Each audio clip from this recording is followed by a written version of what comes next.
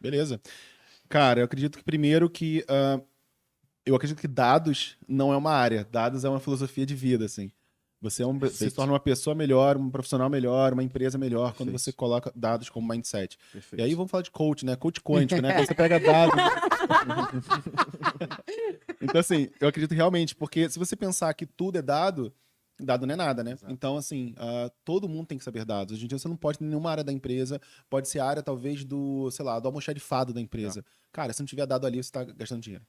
Então, o UX, todas essas áreas, elas precisam ter recorte de dados, precisam ter mindset de dados. É difícil você fazer um movimento de uma empresa que não tem esse mindset para ter. Então, você bota uma pessoa ali para ser uma influenciadora, né? Uma vez que essa influência está acontecendo, essa pessoa ela pode ir se desligando e talvez assumindo outras filosofias.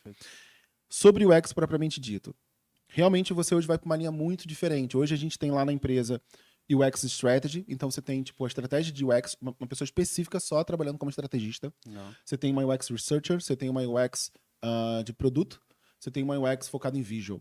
Então nem é UX, aí já é uma visual design, que é uma ponta também, porque impacta diretamente na UX. Estética também é um ponto emocional. E são arquétipos diferentes, especialidades diferentes da pessoa atuando em times. Então é muito interessante você ver essa quebra de UX. Na minha época nem era UX, na minha época era web design. Era web design e fazia tudo. Webmaster. Não vou nem tá falar que tinha o voltando, né? Flash junto ali. Não, cara, naquela época, Flash era com PH ainda, de tão antigo que eu sou, sabe? É outra época. É outra época. Bom demais. E aí, a gente chega num momento que realmente se quebra, aí com dados entrando, a gente começa a entender que experiência, que era uma coisa extremamente abstrata, e ainda é abstrata, ela começa a dar pra gente alguns indícios, e a gente começa a tentar converter esses indícios em métricas. Então isso é muito interessante. Por exemplo, satisfação. Pô, a palavra satisfação por si só, ela é abstrata. Estou satisfeito com uma coisa, mas o quão satisfeito você tá? Pô, na tua cabeça tem que pensar do nada de uma escala de satisfação, isso não existe. E aí chegou alguém e falou, pô, mas peraí, se você conseguir me avaliar, se você tá com uma carinha muito feliz, uma carinha com um sorriso fechado, uma carinha sem sorriso, uma carinha triste, uma carinha desesperado chorando, eu consigo dizer que cada carinha daquela significa um número. Perfeito. E aí o seu cérebro começa a fazer essa relação de, pô, eu me identifico mais com qual carinha, não é número, e isso transforma um dado que a gente pode buscar depois, né, com uma meta, alguma coisa assim. Então é muito interessante isso. Então um dado chegou a um ponto de começar a desafiar o próprio status quo de conseguir mapear o abstrato. Hoje você tem uma fórmula matemática que consegue mensurar felicidade. Antigamente não existia. Então eu acredito que seja nesse contexto. E aí tem uma coisa muito bacana que eu até uso em algumas palestras e treinamentos, que é a Plutchik's Wheel of Emotions, que é uma roda de emoções criada por Plutchik. Não pergunta qual é o primeiro nome do Plutchik.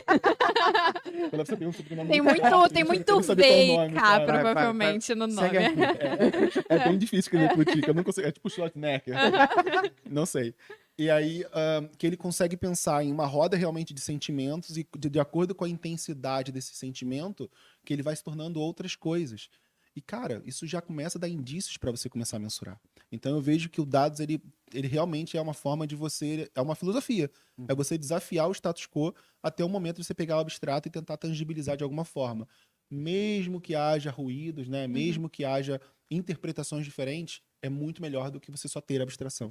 Então, é assim que eu vejo a importância do dados hoje no X. Sim, aulas. Depois dessa, eu tô assim, o que eu posso falar mais, né? Pega aí agora, supera isso aí. Aulas. Não, mas eu concordo super que questão de dados, assim, tem que ser um mindset, tem que estar realmente em todas as áreas da empresa, né? E você, especificamente no UX, a gente lida diariamente com dados e muitas vezes a gente não se toca. Então, a gente tá ali fazendo entrevistas, a gente tá lidando ali com as informações que a gente encontrou, a gente tá lidando com dados. Então, a gente tem que saber como que a gente vai analisar, como que a gente vai mensurar, como que a gente vai coletar. Então, acho que é realmente uma virada de chave ali na nossa cabeça de como que a gente vai lidar, como que a gente vai documentar isso tudo, né? Então, especificamente da parte de research, né? Como que você vai tabular, né, todas as entrevistas que você fez para você tornar isso a chave?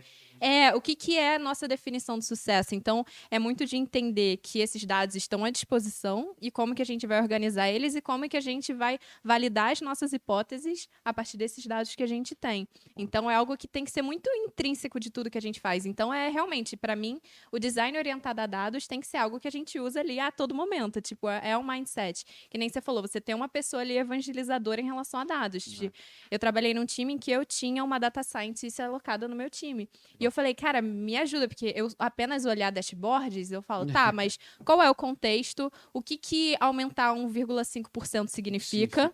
Isso é bom, isso é ruim, aumentou pouco, aumentou muito. Eu falei, eu preciso que você me ajude a interpretar esses dados, porque puramente aumentou percentuais, para mim isso não diz nada. Então era bom ter uma evangelizadora que ela ajudava a coletar isso tudo, a gente entender junto o que a gente precisava coletar, o que a gente quer aprender. Então acho que o grande difícil é realmente a gente se fazer essas perguntas e o que é a nossa definição de sucesso. Então acho que é isso. E da mesma forma, UX, né? Todos ali, de alguma forma, somos designers de experiência do usuário, porque a gente está influenciando de alguma forma a experiência final daquele usuário, daquele cliente com aquele produto, e todo mundo está contribuindo. Então, a gente tem ali o especialista, mas todo mundo, de alguma forma, está contribuindo, sendo designer de experiência no título ou não, né?